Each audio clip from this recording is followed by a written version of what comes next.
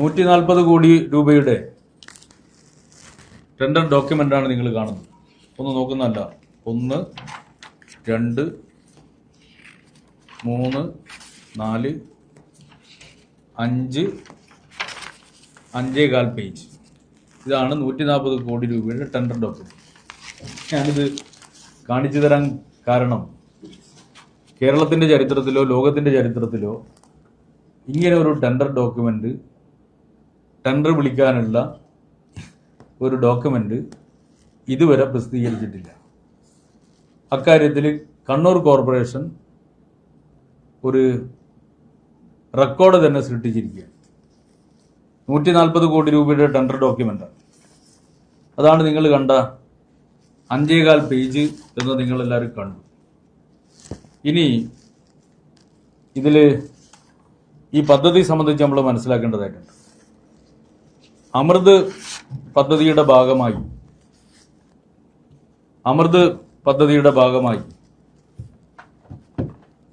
5 MLD മുതൽ 10 MLD വരെയുള്ള കപ്പാസിറ്റിയുള്ള tender ക്ഷണിക്കുന്നതിന് വേണ്ടിയാണ് കണ്ണൂർ കോർപ്പറേഷൻ അമൃത് മിഷൻ ഡയറക്ടറുടെ നിർദ്ദേശപ്രകാരം ടെൻഡർ ക്ഷണിക്കുന്നത്. ആ ടെൻഡർ ഡോക്യുമെന്റിൽ 40 കോടി രൂപയാണ് കാണിച്ചത് എന്ന് ഞാനന്ന് പറഞ്ഞത്. 40 കോടി രൂപ കാണിച്ചിട്ട് 140 കോടി രൂപയുടെ ടെൻഡറാണ് യഥാർത്ഥത്തിൽ ഫ്ലോട്ട് ചെയ്തിരുന്നത്. 40 കോടി രൂപ കാണിച്ചതിൻ്റെ ഉദ്ദേശം മറ്റൊന്നുമല്ല. പിന്നീട് കൊറിജണ്ടമായിട്ടാണ് 100 കോടി രൂപ കൂടി ഉൾപ്പെടുത്തേണ്ടി വന്നിട്ടുണ്ട് എന്ന് പറഞ്ഞിട്ട് കൊറിജണ്ടമായിട്ട് ഇറക്കുന്നത്. ഇതിൻ്റെ ലക്ഷ്യം നമ്മൾ മനസ്സിലാക്കണം. സാധാരണ വലിയ കോൺട്രാക്ടർമാർ ഈ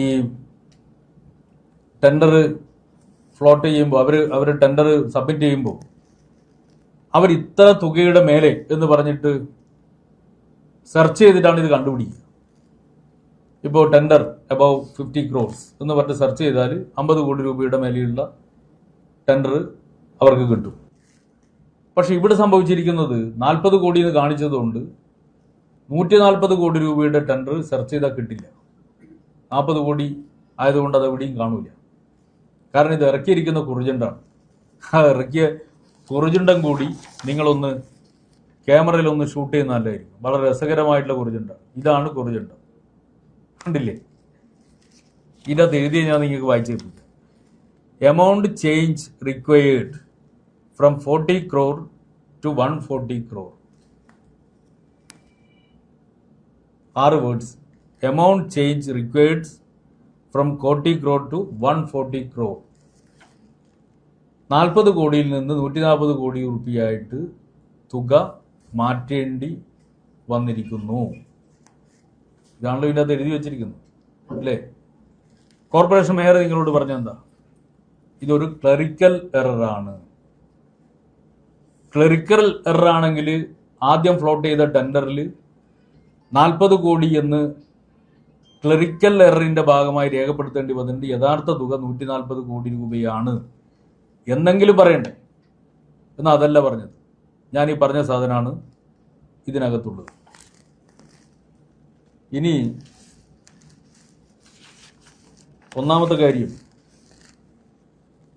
അതായത് ഞാൻ നേരത്തെ പറഞ്ഞു, ഈ പ്രധാനപ്പെട്ട കുറേ ആളുകൾ ഒഴിവാക്കുന്നതിന് വേണ്ടിയാണ് ഇങ്ങനെയുള്ള ഒരു രീതി എടുത്തിട്ടുള്ളത്. അതിലും രസകരമായൊരു കാര്യം, 140 കോടി രൂപക്ക് ഫ്ലോട്ട് ചെയ്ത ടെൻഡർ ഈ കോട്ട് ചെയ്ത കോൺട്രാക്ടർ നല്ലോണം എബവാണ് കോട്ട് ചെയ്തത്.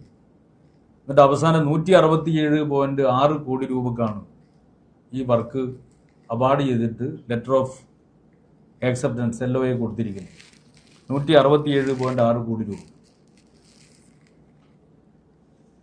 ഇതിൽ ഞാൻ ആദ്യം പറഞ്ഞു 2 ടെൻഡർ ഡോക്യുമെന്റ് ഉണ്ട്.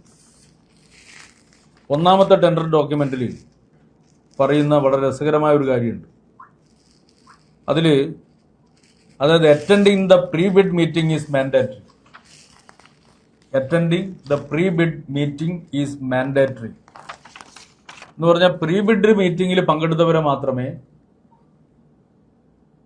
ഫൈനാൻഷ്യൽ ടെൻഡർ സമർപ്പിക്കാൻ വേണ്ടിയിട്ട് അനുവദിക്കുകയുള്ളൂ എന്നാണ് ഇതിൽ എഴുതി വെച്ചിട്ടുള്ളത്. സാധാരണ ടെൻഡർ ഫ്ലോട്ട് ചെയ്യുന്ന സമയത്ത് പ്രീബിഡ് മീറ്റിംഗിൽ ആർക്കും പങ്കെടുത്തു കഴിഞ്ഞാൽ ആ പ്രീബിഡ് മീറ്റിംഗിനെ അടിസ്ഥാനപ്പെടുത്തിക്കൊണ്ട് ടെൻഡറിൽ ആവശ്യമായിട്ടുള്ള മാറ്റങ്ങൾ വരുത്താം. ആ മാറ്റങ്ങൾ വരുത്തിക്കഴിഞ്ഞാൽ ഫൈനാൻഷ്യൽ ടെൻഡർ സബ്മിറ്റ് ചെയ്യേണ്ട അവസാന തീയതിക്കും ചുരുങ്ങിയത് 10 ദിവസം മുമ്പെങ്കിലും ഇങ്ങനെ മാറ്റം വരുത്തിയെ സംബന്ധിച്ചുള്ള മിനിറ്റ്സ് അപ്ലോഡ് ചെയ്യേണ്ടതാണ്. അത് അപ്ലോഡ് ചെയ്യേണ്ടത് എന്തിനു വേണ്ടിയിട്ടാണ്? ഈ മാറ്റം വന്നു കഴിഞ്ഞാൽ മറ്റുള്ളവർക്കും കോമ്പീറ്റ് ചെയ്യാനുള്ള അവസരം കിട്ടും. ഇവിടെ ചെയ്തിരിക്കുന്ന 2 കാര്യങ്ങളാണ്. ഒന്ന്, ഈ മിനിറ്റ്സ് അപ്ലോഡ് ചെയ്തില്ല, പ്രീബിഡ് മീറ്റിംഗിൽ ഉണ്ടായിട്ടുള്ള മാറ്റത്തെ അടിസ്ഥാനപ്പെടുത്തിക്കൊണ്ടുള്ള മിനിറ്റ്സ് അപ്ലോഡ് ചെയ്തില്ല. രണ്ടാമത്തത്, പ്രീബിഡ് മീറ്റിംഗിൽ പങ്കെടുത്തവർ മാത്രമേ ഫൈനാൻഷ്യൽ ടെൻഡറിൽ പങ്കെടുക്കാൻ വേണ്ടി അവർക്ക് മാത്രമേ അനുമതിയുള്ളൂ എന്ന് പറയുന്ന വ്യവസ്ഥ ഒന്നാമത് ഉണ്ടാക്കി വെച്ചു. രണ്ടാമത്തെ ടെൻഡറിൽ ആ വ്യവസ്ഥ ഒഴിവാക്കിയിട്ടുണ്ട് കേട്ടോ. പക്ഷെ എന്താ സംഭവം? പ്രീബിഡ് മീറ്റിംഗിൽ പങ്കെടുത്തവർക്ക് മാത്രമേ ഇതിൽ പങ്കെടുക്കാൻ വേണ്ടി പറ്റുള്ളൂ എന്നുള്ള ഒന്നാമത്തെ വ്യവസ്ഥ കണ്ടവർ പിന്നീട് രണ്ടാമത്തെ കാര്യത്തിലേക്ക് പോവില്ല. കാരണം ഈ വ്യവസ്ഥ ഇതിൽ മാറ്റം വരുത്തിയെ സംബന്ധിച്ചുള്ള മിനിറ്റ്സ് അപ്ലോഡ് ചെയ്തിട്ടില്ല. അപ്പോൾ വളരെ ബോധപൂർവം മിനിറ്റ്സ് അപ്ലോഡ് ചെയ്യാതെ വെച്ചു എന്നാണ് ഇതിൽ നിന്ന് കാണാൻ വേണ്ടി കഴിയുക. മറ്റൊരു വളരെ പ്രധാനപ്പെട്ട കാര്യം, സംസ്ഥാന സമിതിയുടെ അപ്രൂവൽ വാങ്ങിയില്ല എന്ന് മാത്രമല്ല, സാധാരണ നിലയിൽ ഒരു ടെൻഡർ വിളിക്കാൻ, ഇപ്പം നിങ്ങളൊക്കെ ഇതൊക്കെ അറിയുന്നവരല്ലേ, ഒരു 10 ലക്ഷം രൂപേൻ്റെ ടെൻഡർ വിളിക്കാൻ എത്ര ദിവസം മുമ്പേ വിളിക്കണം? സാധാരണ നിലയിൽ നോർമൽ കണ്ടീഷൻ 30 ദിവസമാണ് സാധാരണ പറയുക. എന്നാൽ അതേസമയത്ത് കൊട്ടേഷനൊക്കെ വിളിക്കുന്നതാണെങ്കിൽ അതിനേക്കാൾ കുറഞ്ഞ വിധത്തിൽ പറയാം. കേരള സ്റ്റോർ പർച്ചേസ് മാനുവൽ അനുസരിച്ച് ടെൻഡർ ഫ്ലോട്ട് ചെയ്യുമ്പോൾ ചുരുങ്ങിയത് 30 ദിവസമെങ്കിലും സമയം കൊടുക്കണമെന്നാണ് വ്യവസ്ഥ. ഇതാ നിങ്ങൾ ആദ്യം വിളിച്ച ടെൻഡറിലെ ഡേറ്റ് നിങ്ങൾ നോക്കുക. Date of issue 24/7/2025. 24/7/2025. Submission dead line 8/8/2025. എൻ്റെ അർത്ഥം എന്താ? 24/7/2025 എന്ന് പറഞ്ഞാൽ അതിൽ 3 ദിവസവും 8/8 8 3 11 ദിവസം. നിങ്ങൾ നോക്കൂ, 11 ദിവസമാണ് ഈ ടെൻഡർ ഡോക്യുമെന്റ് അനുസരിച്ച് ടെൻഡർ വിളിക്കാൻ വേണ്ടിയിട്ടുള്ള സമയമായിട്ട് അനുവദിച്ചിട്ടുള്ളത്. രണ്ടാമത് മാറ്റി ടെൻഡർ വിളിച്ചല്ലോ, ആ ടെൻഡർ ഡോക്യുമെന്റ് ആണ് എൻ്റെ കയ്യിൽ കിടക്കുന്നത്. 19/8/2025 ഇതിനാണ് ഡേറ്റ് ഓഫ് ഇഷ്യൂ, ടെൻഡർ വിളിക്കുന്ന ദിവസം 19/8/2025. Submission dead line 30/8/2025. ഇവിടെയും കൊടുത്തിരിക്കുന്നത് കൃത്യം 11 ദിവസം. സ്റ്റോർ പർച്ചേസ് മാനുവലിന്റെ വ്യവസ്ഥയിലൂടെ നഗ്നമായ ലംഘനമാണിത്. 30 ദിവസമാണ് മിനിമം. ഇത് സാധാരണ വ്യത്യസ്ത രീതിയിലുള്ള ടെൻഡർ നടപടികളുണ്ട്. ആ ടെൻഡറിൽ ഇപ്പം നമ്മൾ PW ഒക്കെ സാധാരണ ടെൻഡർ വിളിക്കില്ലേ, ഡീറ്റെയിൽ എസ്റ്റിമേറ്റ് തയ്യാറാക്കി ആ എസ്റ്റിമേറ്റ് ഉൾപ്പെടെയുള്ള മുഴുവൻ ഡാറ്റയും അപ്ലോഡ് ചെയ്ത് അങ്ങനെ വിളിക്കുന്ന ടെൻഡറിനാണ് സാധാരണ 30 ദിവസം. എന്നാൽ ഈ ടെൻഡർ ഒരു പ്രത്യേക ടൈപ്പ് ടെൻഡറാണ്. അതായത് design, build, operate and transfer എന്ന് പറഞ്ഞാൽ DBOT വ്യവസ്ഥ പ്രകാരമാണ് ടെൻഡർ വിളിച്ചിരിക്കുന്നത്. ആ വ്യവസ്ഥ അനുസരിച്ച് DBOT വ്യവസ്ഥ അനുസരിച്ച് ഇങ്ങനെ ഒരു ടെൻഡർ സബ്മിറ്റ് ചെയ്യുമ്പോൾ അതിന്റെ കൃത്യമായിട്ടുള്ള സ്കോപ്പ്, ആ സ്കോപ്പ് എന്താണ് ഇതിൻ്റെ അത് എന്നത് സംബന്ധിച്ച് ഞാൻ പിന്നീട് പറയും. അതായത് നിങ്ങൾ ആകെ ഇത്ര പൈപ്പ് ഉപയോഗിക്കണം, അതിന് ഇത്ര ഗേജ് ഉണ്ടാകണം, ഞങ്ങൾ ഇന്ന കാര്യങ്ങൾ ഇത്ര MLD ആണ് ചെയ്യാൻ പോകുന്നത്, അതിന് ടെക്നിക്കലായി ഇന്ന ടെക്നോളജിയാണ് ഉപയോഗിക്കുന്നത് എന്നത് സംബന്ധിച്ച് മുഴുവൻ ഡീറ്റെയിലും സമർപ്പിച്ചിട്ട് വേണം ടെൻഡറിൽ പങ്കെടുക്കാൻ. മുഴുവൻ ഡീറ്റെയിലും വേണം. അത് ഈ ടെൻഡർ വ്യവസ്ഥയിൽ തന്നെ പറയുന്നുണ്ട്. അതിനാദ്യം എന്താ വേണ്ടത്? ചുരുങ്ങിയത് ഒരു സർവേങ് നടത്തണം. സർവേ നടത്തണം, ടെക്നിക്കലായിട്ടുള്ള പഠനം നടത്തണം. ഇതൊക്കെ പഠിച്ചതിന് ശേഷം മാത്രമേ ഒരു ബിൽഡർക്ക് ഡിസൈനൊക്കെ പിന്നീടാണ്, ടെൻഡർ കിട്ടിയതിന് ശേഷമാണ് ചെയ്യേണ്ടത്. പക്ഷേ ഇതിന്റെ ടെൻഡർ ഡോക്യുമെന്റ് സബ്മിറ്റ് ചെയ്ത സമയത്ത് ഈ ഡീറ്റെയിൽസ് ഒക്കെ ആവശ്യമുണ്ട്. ഇതൊക്കെ എടുക്കണമെങ്കിൽ സാധാരണ നിലയിൽ ഒരു 3-4 മാസം ആവശ്യമുണ്ട്. സാധാരണ നിലയിൽ വളരെ മിനിമം സർവേ ഉൾപ്പെടെയുള്ള സകല കാര്യങ്ങൾ ചെയ്യേണ്ടതാണ്. പക്ഷെ അതൊന്നും ചെയ്യാതെ, അത്രയൊന്നും സമയമില്ലാതെ വെറും 11 ദിവസം കൊണ്ട് ഒരു കോൺട്രാക്ടർ ഈ ഡോക്യുമെന്റ് കൃത്യമായിട്ട് കൊടുക്കുക. അതിന്റെ അർത്ഥം എന്താ? അതിന്റെ അർത്ഥം വളരെ മുൻകൂട്ടി ഇതൊരു ടൈലേർഡ് കോൺട്രാക്റ്റ് ആണ് എന്ന കാര്യത്തിൽ യാതൊരു സംശയമില്ല. മുൻകൂട്ടി ആസൂത്രണം ചെയ്ത് കൊടുക്കണമെന്ന് തീരുമാനിച്ച് ഇതിന്റെ വിവരങ്ങളെല്ലാം ഒരു പ്രത്യേക ആൾക്ക് കൃത്യമായിട്ട് ചോർത്തി കൊടുത്ത് ആ പ്രത്യേക വ്യക്തിയുടെ താല്പര്യാർത്ഥം ടെൻഡറിൽ കൃത്യമായിട്ടുള്ള വ്യവസ്ഥകൾ ചെയ്ത് ആ വ്യവസ്ഥകളെ അടിസ്ഥാനപ്പെടുത്തിക്കൊണ്ട് എങ്ങനെ നോക്കിയാലും, നിങ്ങൾ ഈ എലിമിനേഷൻ പ്രോസസ് എന്നൊക്കെ കേട്ടില്ലേ? എങ്ങനെ നോക്കിയാലും നമ്മുടെ GS പ്രദീപിന്റെ അശ്വമേധം എന്ന് പറയുന്ന പരിപാടി ഉണ്ട്. ഉള്ളി മനസ്സിൽ നമ്മളാരും മനസ്സിൽ വിചാരിച്ച ആളെ കണ്ടെത്തും. അതുപോലെ ഇങ്ങനെ എലിമിനേഷൻ പ്രോസസ്സിലൂടെ ആളെ കണ്ടെത്തുന്ന പോലെയാണ്. കൃത്യമായിട്ട് ആളെ കണ്ടെത്താൻ വേണ്ടി പറ്റുന്ന വിധത്തിലാണ് ഈ ടെൻഡറിന്റെ ഓരോ കാര്യങ്ങളും ചെയ്തിട്ടുള്ളത്.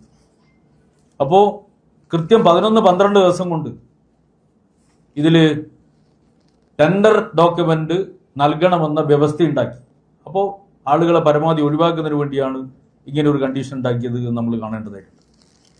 പിന്നെ ഈ പ്രീ ക്വാളിഫിക്കേഷൻ കണ്ടീഷൻ, അത് 4 എണ്ണമാണ്, 5 എണ്ണം. അതിൽ ഈ 2 ഡോക്യുമെന്റിലും 2 വിധത്തിലാണ് തയ്യാറാക്കിയിട്ടുള്ളത്. ഇതിൽ മാറ്റം വരുത്തുന്നത്. അതുകൊണ്ടാണ് ഞാൻ നേരത്തെ പറഞ്ഞ ഇത് ആദ്യത്തെ ടെൻഡറാണ്, ഇത് രണ്ടാമത്തെ ടെൻഡറാണ്. ഈ രണ്ടിലും വരുത്തിയ മാറ്റം നമ്മളെ ഞെട്ടിപ്പിക്കുന്ന മാറ്റമാണ്. മാറ്റവും വ്യവസ്ഥയും. അതായത് 10 MLD വരെയുള്ള STP തയ്യാറാക്കണം എന്നുള്ളതാണ് കണ്ണൂർ കോർപ്പറേഷന്റെ തീരുമാനം. ആ തീരുമാനത്തിൽ അവർ പറയുകയാണ്, അതായത് 5 മുതൽ 10 വരെ, അതിനു വേണ്ടിയിട്ട് പറയുകയാണ് 20 MLD കപ്പാസിറ്റിയുള്ള പ്രവൃത്തി ചെയ്തിരിക്കണം. അയാളുടെ ക്വാളിഫിക്കേഷൻ അതാണ്. അതായത് 1 sewage sector project with a planned capacity of not less than 20 MLD must completed in the DBOT model within the last 5 years. 5 വർഷത്തിനിടയിൽ പിന്നെ 20 MLD ആദ്യത്തെ ഡോക്യുമെന്റിൽ പറയുന്നതാണ്. നിങ്ങൾ വാട്ടർ അതോറിറ്റിയുടെ STPകൾ നോക്കുക, സാധാരണ വിളിക്കുന്ന STP നോക്കുക. എത്രയാണോ കപ്പാസിറ്റി, ആ കപ്പാസിറ്റിയുടെ 10% മാത്രമാണ് സാധാരണ നിലയിൽ വെക്കുക. ഇപ്പോൾ 10 MLD ആണെങ്കിൽ നിങ്ങൾ പിന്നെ അതിൻ്റെ 1 MLD ചെയ്തു കഴിഞ്ഞ ഒരാൾക്ക് 10 MLD ചെയ്യാൻ വേണ്ടി അനുമതി കൊടുക്കുന്ന വിധത്തിലാണ് മിക്കവാറും ടെൻഡറുകൾ കാണുന്നത്. ഇവിടെ ചെയ്തിരിക്കുന്നത് എത്രയാണോ ചെയ്യേണ്ടത് ആ ചെയ്യേണ്ടതിൻ്റെ ഇരട്ടിയാണ്.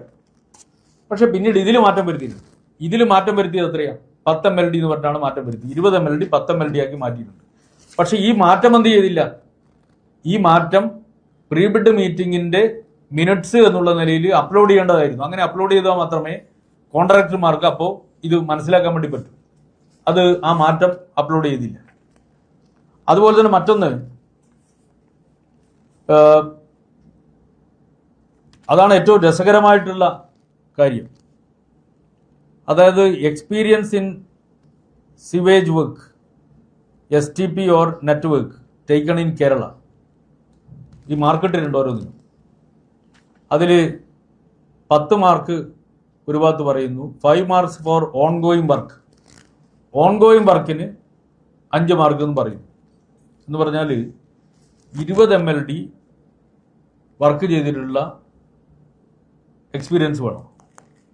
ആ എക്സ്പീരിയൻസിൽ തന്നെ കേരളത്തിൽ STP ചെയ്തിട്ടുള്ള ഒരു വർക്ക് ഓർഡർ എന്നല്ല പറയുന്നത്, ഓൺ ഗോയിങ് വർക്ക് ഉണ്ടാവണം, അതല്ലെങ്കിൽ കംപ്ലീറ്റഡ് വർക്ക് ഉണ്ടാവണം. അപ്പോൾ ഓൺ ഗോയിങ് വർക്ക് എന്ന് പറഞ്ഞതിൻ്റെ അർത്ഥം എന്താ? ഇതെന്തിനാണ് ഇങ്ങനെ ഒരു വ്യവസ്ഥ ഉണ്ടാക്കുന്നത്? ഇങ്ങനെ 140 കോടി രൂപേന്റെ ടെൻഡർ വിളിക്കുന്ന സമയത്ത്, ഫ്ലോട്ട് ചെയ്യുന്ന സമയത്ത് സ്വാഭാവികമായിട്ടും ദേശീയമായിട്ട് ആളുകൾ പലരും വരുമല്ലോ. ഒരുപാട് എക്സ്പീരിയൻസ് ഉള്ള കമ്പനികളുണ്ട്. 140 കോടിയല്ലേ. അപ്പോൾ അതിന് പറ്റുന്ന കേരളത്തിലെ തന്നെ ഒരാൾക്ക് മാത്രമേ കോട്ട് ചെയ്യാൻ വേണ്ടി കഴിയൂ എന്നുള്ള കാര്യം ഉറപ്പുവരുത്തണം. അതിനു വേണ്ടിയിട്ടാണ് കേരളത്തിൽ ഇങ്ങനെ ഒരു വ്യവസ്ഥ വെച്ചിരിക്കുന്നത്. അതിൽ ഏറ്റവും രസകരമായ കാര്യം ഇതിൽ പറഞ്ഞത്, അതായത് ഓൺഗോയിങ് വർക്ക് എന്നാണ് പറഞ്ഞിട്ടുള്ളത്. എന്നിട്ട് പറഞ്ഞിരിക്കുന്നത് ഇപ്പൊ കോർപ്പറേഷൻ മേയറുടെ ഒരു കത്തുണ്ട്. ആ കത്തിൽ പറഞ്ഞിരിക്കുന്നത് ഓൺഗോയിങ് വർക്ക് എന്നല്ല. ഇത് വളരെ കുറച്ച് കോംപ്ലിക്കേറ്റഡ് ആയിട്ടുള്ള സാധനം ആയതുകൊണ്ട് ഇങ്ങനെ കൺഫ്യൂഷൻ ആകുന്നുണ്ടോ എന്ന് എനിക്കൊരു സംശയം. ഓൺഗോയിങ് വർക്ക് എന്നല്ല, അതായത് കോർപ്പറേഷൻ മേയറുടെ കത്തിൽ പറഞ്ഞത് ഈ കോഴിക്കോടുള്ള ഒരു വർക്ക് ഇവർ എടുത്തിട്ടുണ്ട്. അത് അദ്ദേഹം കഴിഞ്ഞ ദിവസം പത്രസമ്മേളനത്തിൽ നിങ്ങളോട് പറയുകയും ചെയ്തു. കോഴിക്കോട് എടുത്തിട്ടുള്ള വർക്ക് കൂടി പരിഗണിച്ചിട്ടാണ് ഇത് കൊടുത്തത്. കോഴിക്കോട് ഇദ്ദേഹം വർക്ക് തുടങ്ങിയിട്ടില്ല. എഗ്രിമെന്റ് എക്സിക്യൂട്ട് ചെയ്തോ എന്ന് എനിക്ക് ഉറപ്പില്ല. വർക്ക് തുടങ്ങിയില്ല എന്നുള്ളത് 100% ഉറപ്പാണ്. നിങ്ങൾ എക്സ്പീരിയൻസ് പറയുമ്പോൾ ഒരു വർക്ക് ഓർഡർ കയ്യിൽ കിട്ടിയാൽ എക്സ്പീരിയൻസ് ആകും. കേരളത്തില് ഈ ജോലി ചെയ്തിട്ടുള്ള എക്സ്പീരിയൻസ് വേണമെന്നാണ് ടെൻഡറിൽ വ്യവസ്ഥ വെച്ചിരിക്കുന്നത്. വർക്ക് ഓർഡർ കയ്യിൽ കിട്ടിയാൽ എക്സ്പീരിയൻസ് ആകുമോ? വർക്ക് ചെയ്തിട്ടില്ല, നിങ്ങൾ അന്വേഷിക്കൂ. കോഴിക്കോടുള്ള വർക്ക് ആരംഭിച്ചിട്ടുണ്ടോ എന്ന് നിങ്ങൾ അന്വേഷിക്കൂ. അങ്ങനെ ഒരു വർക്ക് ആരംഭിച്ചിട്ടില്ല. അപ്പൊ അവിടെയും ഇദ്ദേഹത്തിന് മാർക്ക് കിട്ടാൻ വേണ്ടിയിട്ട്, അതിൽ ഏറ്റവും രസകരമായ കാര്യം, ഏറ്റവും അവസാനം ഈ എലിമിനേഷൻ പ്രോസസ്സൊക്കെ കഴിഞ്ഞിട്ട് 2 കമ്പനികൾക്ക് ഒരേ മാർക്ക് കിട്ടുകയാണ്, 20 മാർക്ക്. അപ്പൊ അവസാനം ഇയാൾ കൊണ്ടുവരണം. ആ കൊണ്ടുവരുന്നതിന് വേണ്ടി ഓൺഗോയിങ് വർക്ക് എന്ന് പറയുന്ന ക്ലോസിന്റെ സ്ഥലത്ത്, യഥാർത്ഥത്തിൽ ഓൺഗോയിങ് ഇല്ല, പക്ഷെ ഓൺഗോയിങ് വർക്ക് എന്ന് പറയുന്ന ക്ലോസിന്റെ സ്ഥലത്ത് 5 മാർക്ക് കൊടുക്കാം. ആ 5 മാർക്ക് ഇദ്ദേഹത്തിന് ഇട്ട് കൊടുത്തിട്ടാണ് ഇയാളെ സെലക്ട് ചെയ്തത്. അപ്പോ ഇതില് പിന്നെ ഈ സെലക്ട് ചെയ്തിട്ടുള്ള കമ്മിറ്റി എന്ന് പറയുന്നത് കോർപ്പറേഷൻ മേയർ ഉൾപ്പെടെയുള്ള കമ്മിറ്റിയാണ്. അത് ഞാൻ പ്രത്യേകമായിട്ട് ചൂണ്ടിക്കാണിക്കും. ഇനി ഈ ടെൻഡർ വ്യവസ്ഥയിൽ സാധാരണ നിലയിൽ ജോയിന്റ് വെഞ്ചർ അനുവദനീയമാണോ അല്ലയോ എന്ന് ടെൻഡർ ഡോക്യുമെന്റിൽ പറയും. ഇപ്പൊ ഇതിനകത്ത് പറഞ്ഞല്ലോ, ആദ്യത്തെ ടെൻഡറിൽ പറഞ്ഞു 20 MLD ചെയ്തിരിക്കുന്ന 20 MLD STP ചെയ്തിട്ടുള്ള എക്സ്പീരിയൻസ് വേണം എന്ന് പറഞ്ഞിട്ടുണ്ട്. ആ എക്സ്പീരിയൻസ് തനിച്ച് മതിയോ അല്ല ജോയിന്റ് ആയിട്ട് വേണോ എന്ന് പറയുന്ന ഒരു ക്വസ്റ്റ്യൻ ഉണ്ട്. ഈ ക്വസ്റ്റ്യൻ സാധാരണ ടെൻഡർ ഡോക്യുമെന്റിൽ കൃത്യമായിട്ട് അഡ്രസ് ചെയ്യും. പക്ഷേ ഈ ഡോക്യുമെന്റിൽ ജോയിന്റ് വെഞ്ചർ ആകാമോ അല്ലയോ എന്നുള്ളത് ഈ ഡോക്യുമെന്റിൽ പറഞ്ഞിട്ടില്ല. പക്ഷെ ജോയിന്റ് വെഞ്ചർ ആയിട്ട് ക്വാളിഫിക്കേഷനിലേക്ക് വന്നിട്ടുള്ള ആൾക്കാണ് വർക്ക് കൊടുത്തിട്ടുള്ളത്. ആദ്യം തന്നെ ജോയിന്റ് വെഞ്ചർ ആകാമോ അല്ലയോ എന്ന് പറയണം. അങ്ങനെ വരുന്ന സമയത്ത് കേരളത്തിൽ തന്നെ എത്രയോ കമ്പനികൾക്ക് ജോയിന്റ് വെഞ്ചറിലൂടെ ഈ ക്വാളിഫിക്കേഷൻ മീറ്റ് ചെയ്ത് അവർക്ക് ടെൻഡറിൽ പങ്കെടുക്കാൻ വേണ്ടി കഴിയുമായിരുന്നു. പക്ഷെ അത് സൈലന്റ് ആക്കി വെച്ചു.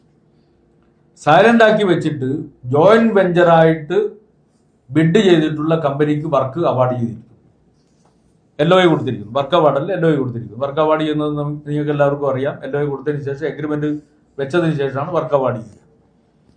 അതാണ് കോയ ആൻഡ് കമ്പനി കൺസ്ട്രക്ഷൻസ് ലിമിറ്റഡും അതുപോലെ തന്നെ Ayyappa infra projects private limited, ഈ 2 കമ്പനികൾക്കാണ് അവരുടെ ജോയിന്റ് വെഞ്ചറിനാണ് വർക്ക് അവാർഡ് ചെയ്തിരിക്കുന്നത്.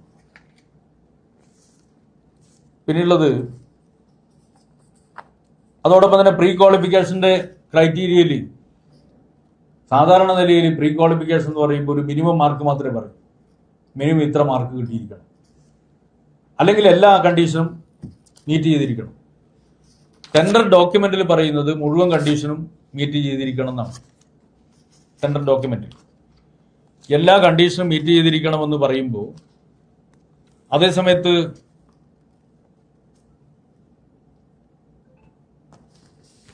മീറ്റ് ചെയ്തിരിക്കണം ഇതാ all the conditions are mandatory. Tender ഡോക്യുമെന്റിൽ പറയുക and the proposal will only be accepted with them.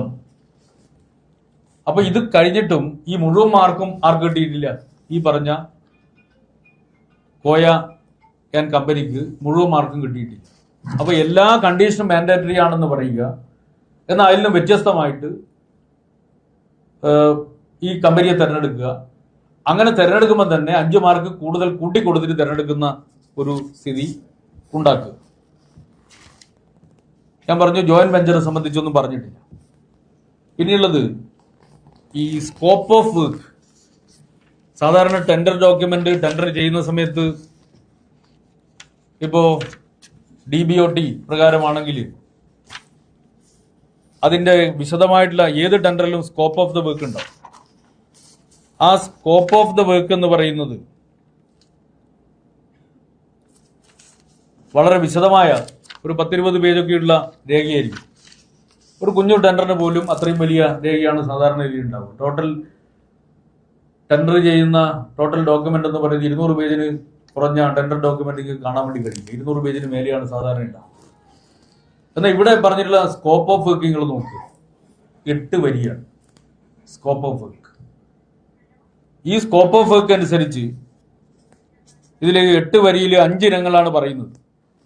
അപ്പോൾ ഇത് വളരെ വളരെ, അതായത് cost of DPR preparation and design charges, cost of STP, cost of electro mechanical items, cost of network, O&M charges for 5 cost of vehicle machines for septage collection, sewer jetting etcetera. ഇങ്ങനെ പറഞ്ഞിട്ടുള്ള ഒരു 6 കാര്യങ്ങളാണ് ഇതിൻ്റെ അകത്ത് പറഞ്ഞിട്ടുള്ളത്.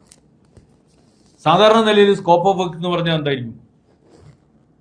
അതായത് ഇപ്പോൾ ഒരു ട്രീറ്റ്മെന്റ് പ്ലാന്റ് ആണെങ്കിൽ അതിന്റെ പൈപ്പ്, ആ പൈപ്പിന്റെ ക്വാളിറ്റി എങ്ങനെയായിരിക്കണം, അല്ലെങ്കിൽ അതിന്റെ ഉപയോഗിക്കുന്ന ടെക്നോളജി എങ്ങനെയായിരിക്കണം, ആ ടെക്നോളജിയെ അടിസ്ഥാനപ്പെടുത്തിക്കൊണ്ട് പുറത്തേക്ക് വരുന്ന ഈ ശുദ്ധീകരിച്ചിട്ടുള്ള മാലിന്യം ശുദ്ധീകരിച്ച് വരുന്ന അതിന്റെ അഫ്ലുവൻസ്, ആ അഫ്ലുവൻസ് എങ്ങനെയായിരിക്കണം എന്നെ സംബന്ധിച്ചുള്ള എല്ലാ ഡീറ്റെയിൽ കൊടുക്കണം. ആ ഡീറ്റെയിലിനെ അടിസ്ഥാനപ്പെടുത്തിക്കൊണ്ടാണ്, ആ ഡീറ്റെയിൽ മീറ്റ് ചെയ്യുന്നതിന് വേണ്ടിയുള്ള DPR ആണ് ഈ കമ്പനി തയ്യാറാക്കുന്നത്. DOBT അനുസരിച്ച്, DBOT അനുസരിച്ച് ടെൻഡർ ഫ്ലോട്ട് ചെയ്യുന്ന ഒരു കമ്പനി ഈ പറയുന്ന ഡീറ്റെയിലിനെ അടിസ്ഥാനപ്പെടുത്തിക്കൊണ്ടാണ് തയ്യാറാക്കുന്നത്. ഈ കാര്യങ്ങൾ മാത്രമാണ് ഇതിൽ പറഞ്ഞിട്ടുള്ളത്. ഞാൻ ചോദിക്കട്ടെ, ഈ 6 കാര്യങ്ങൾ പറഞ്ഞാൽ എങ്ങനെയാണ് കണ്ണൂർ കോർപ്പറേഷൻ ഇതിനു വേണ്ടി 140 കോടി രൂപ ചെലവ് വരുമെന്ന് എങ്ങനെയാണ് കണ്ടുപിടിച്ചത്? നിങ്ങൾ കേരളത്തിലെ രാജ്യത്തുള്ള ഏതൊരു എഞ്ചിനീയറിനടുത്തും ഈ സാധനം കൊടുത്തിട്ട് ഇതിനു വേണ്ടി 150 കോടി രൂപ വേണം എന്ന് എങ്ങനെയാ എറവ് ചെയ്യാൻ വേണ്ടി പറ്റുക? അതിന് ഓരോന്നിനും ഒരു ഡീറ്റെയിൽ വേണ്ടേ? ആ ഡീറ്റെയിലിംഗ് വേണ്ടേ? ആ ഡീറ്റെയിലിംഗ് എന്താണെന്നുള്ള ടെൻഡർ ഡോക്യുമെന്റിൽ വേണ്ടേ? അതാണ് ഞാൻ പറയുന്നത്, 10-20 പേജെങ്കിലും ആ ഡീറ്റെയിലിംഗ് ഉണ്ടാവും. അങ്ങനെ ഒരു ഡീറ്റെയിലിംഗ് പോലും ഇല്ലാതെ 6 കാര്യങ്ങൾ ഇങ്ങനെ സബ് ഹെഡിങ് പോലെ എഴുതി വെച്ചിട്ട് അതിന് 140 കോടി രൂപ ചെലവ് വരുമെന്ന് കണ്ണൂർ കോർപ്പറേഷൻ എങ്ങനെ കണ്ടെത്തി? അപ്പൊ ഇതിൽ നിന്ന് ഒരു കാര്യം വളരെ വ്യക്തമാണ്. ഒരു കള്ളപ്രമാണം ഉണ്ടാക്കിയിട്ട് പ്രത്യേക രീതിയിലുള്ള എലിമിനേഷൻ പ്രോസസ്സിലൂടെ മുൻകൂട്ടി നിശ്ചയിച്ചിട്ടുള്ള ഒരാളെ കണ്ടെത്തുന്നതിന് വേണ്ടിയുള്ള തട്ടിപ്പ് ടെൻഡർ പ്രക്രിയ നടത്തിയിട്ട് ആ ടെൻഡർ പ്രക്രിയയെ അടിസ്ഥാനപ്പെടുത്തിക്കൊണ്ട് ഒരാളെ കണ്ടെത്തി കോടികളുടെ എന്ന് പറഞ്ഞാൽ, ഞാൻ ഇതുമായി ബന്ധപ്പെടുന്ന ടെൻഡർ ഫ്ലോട്ട് ചെയ്യുന്ന ചിലരുമായിട്ടൊക്കെ സംസാരിച്ചിരുന്നു. അവർ പറയുന്നത് ഈ പ്രോജക്റ്റ് ഏത് വിധത്തിലും ചെയ്യാം. ഒരു ഉദാഹരണത്തിന്, നിങ്ങൾ ഒരു പൈപ്പിടുന്ന പൈപ്പ്, ആ പൈപ്പിന് എത്ര, അത് വ്യത്യസ്ത ക്വാളിറ്റിയുള്ള പൈപ്പാകാം, അതുപോലെ തന്നെ സിമെന്റിനെ കൊണ്ടുള്ള പൈപ്പാകാം, എന്തും ചെയ്യാം. ഈ ഒരു ഡോക്യുമെന്റ് കയ്യിൽ വെച്ച് കഴിഞ്ഞാൽ, ഒരു വർക്ക് കിട്ടിക്കഴിഞ്ഞാൽ ആ കോൺട്രാക്ടർക്ക് എങ്ങനെ വേണമെങ്കിലും ഈ ടെൻഡർ എക്സിക്യൂട്ട് ചെയ്യാൻ വേണ്ടി കഴിയും. അത് അങ്ങനെ വേണം. ആ ഡീറ്റെയിലിംഗ് ഇല്ലാതിരിക്കാൻ കാരണം എന്താ? പിന്നീട് കോൺട്രാക്ടർക്ക് എങ്ങനെ വേണമെങ്കിലും ഇതിനെ ഉപയോഗിക്കാൻ വേണ്ടി കഴിയുന്ന വിധത്തിലാണ് ഇത് തയ്യാറാക്കിയിരിക്കുന്നത്. അപ്പൊ ഞാനൊരു കോൺട്രാക്ടറോട് സംസാരിച്ചപ്പോൾ, സാധാരണ വർക്കൊക്കെ അവാർഡ് ചെയ്യുന്ന ഒരാളോട് സംസാരിച്ചപ്പോൾ അദ്ദേഹം പറഞ്ഞത്, ഈ വർക്ക് വേണമെങ്കിൽ 30 കോടി രൂപക്ക് ഈ വർക്ക് ചെയ്യാം, 60 കോടി രൂപക്കും ചെയ്യാം, 80 കോടി രൂപക്കും ചെയ്യാം, എങ്ങനെ വേണം ചെയ്യാന്നാണ്. അപ്പൊ എങ്ങനെ വേണമെങ്കിലും കോൺട്രാക്ടർക്ക്